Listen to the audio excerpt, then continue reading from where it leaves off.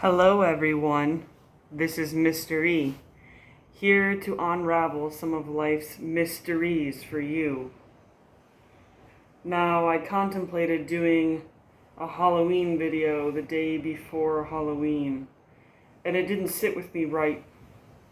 I now know why, because I would like to share the message with you of what the full moon can do for each and every one of us.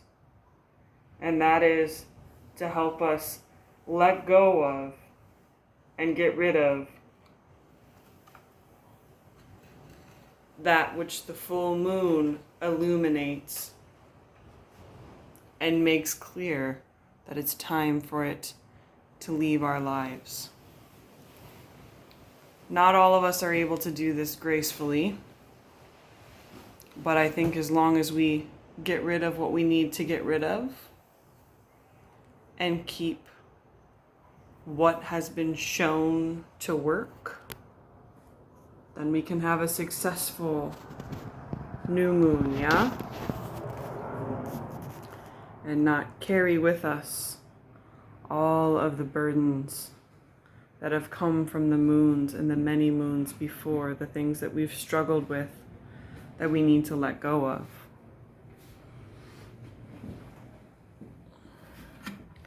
Now, as you're putting away your decorations, do you put them away with the same care that you brought them out with? Or, like some things, a toilet paper spider web or a trash bag ghost? How do you discard these things? Or do you? Are you still keeping the rubbish? So this is sort of my aftermath of the moon video, if you want to call it anything at all. I'm sure I'll come up with a more original title than that when I post it.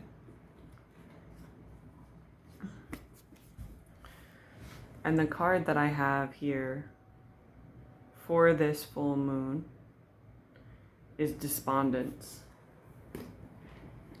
And the rune stone that we will have to go along with it, because on this channel we always have a blending of both rune stones and oracle cards,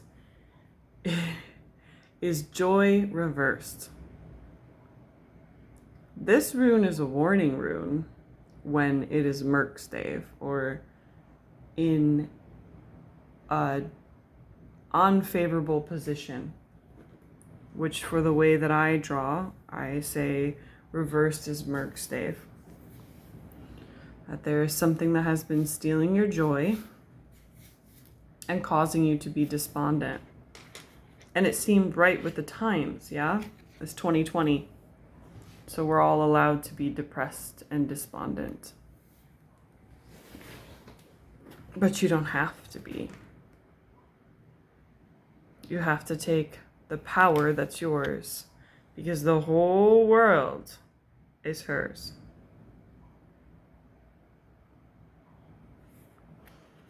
The chakra color for that card is purple. It has to deal with connecting to your higher self. And the story connected to it is of a woman who cannot seem to get out of bed. She's very depressed. She's very unhappy with her life. And she's not sure what to do about it. She gets the good advice to take care of herself. Take a nap, eat, rest. Things will get better. But nothing seems to really be getting better until a hurricane comes in and she rushes outside without a thought to go help her neighbors and help the children there. There's a divine timing to your joy. There are times when we celebrate, And there are times where we wish everything would stop. Finding peace is a blending of both.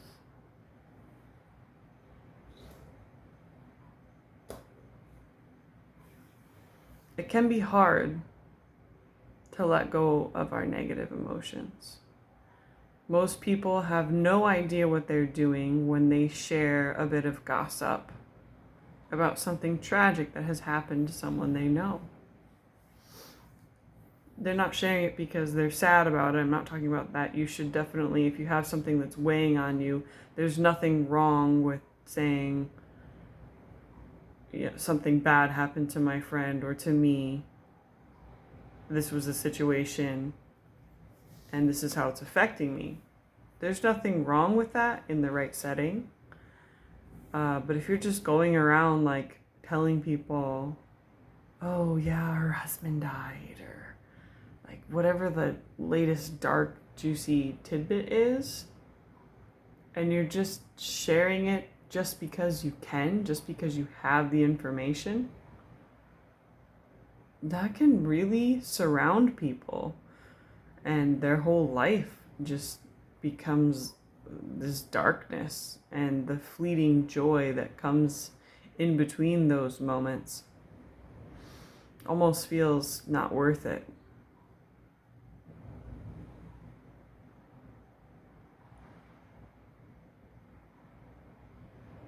There's a time for everything, and there was definitely a time to celebrate under the full moon and connect to your inner self. And if you weren't able to do that, the energy that surrounds every full moon and every new moon isn't just an instant. Now, astronomically speaking, it is only an instant, a fraction of an instant. It's like a point on a graph. It doesn't actually exist, but it references something that exists. The energy, in more spiritual terms, is lasting. If it weren't a lasting thing, it wouldn't be remarkable. It wouldn't be worth noting. But we've had this energy since before Halloween, and we have it now as I'm making this on All Saints Day, and it will continue for you to illuminate and bring to the surface things which had gone unnoticed and need to be done away with. The corners that need dusting of your internal world, or maybe your external world.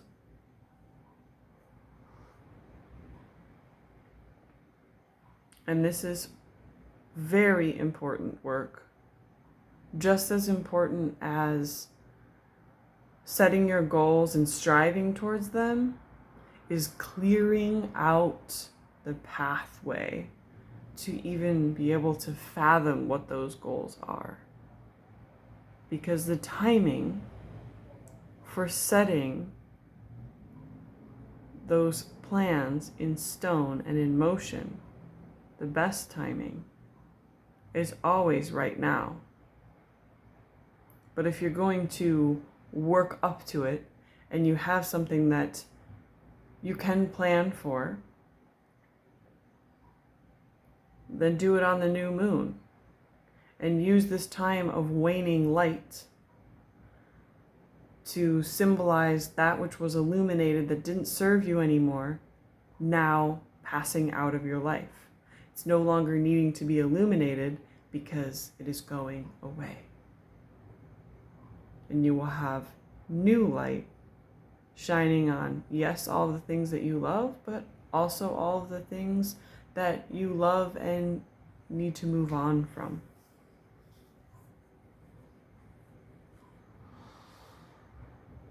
As far as timing goes, if you have anything pressing on you that's urgent, that you feel like you have to get away from it now, or you have to start something now, really evaluate why you feel that timing is so necessary, because you're always in the moment that is now,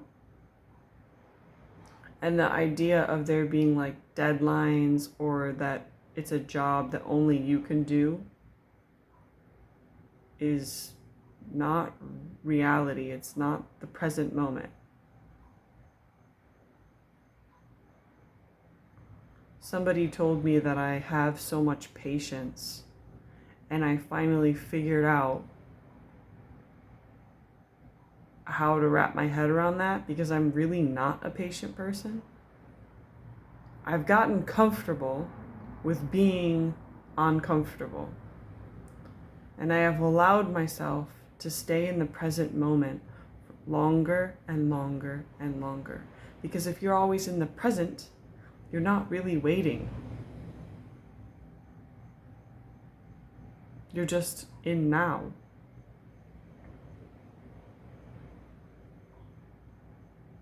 It doesn't mean that what I'm standing in line for I've forgotten about, or everything that transpired before that disappears. It just means that I can sit with my breath and honor each inhale and each exhale. And as the moon dwindles away, it's an emotional exhale. It is a sighing of relief.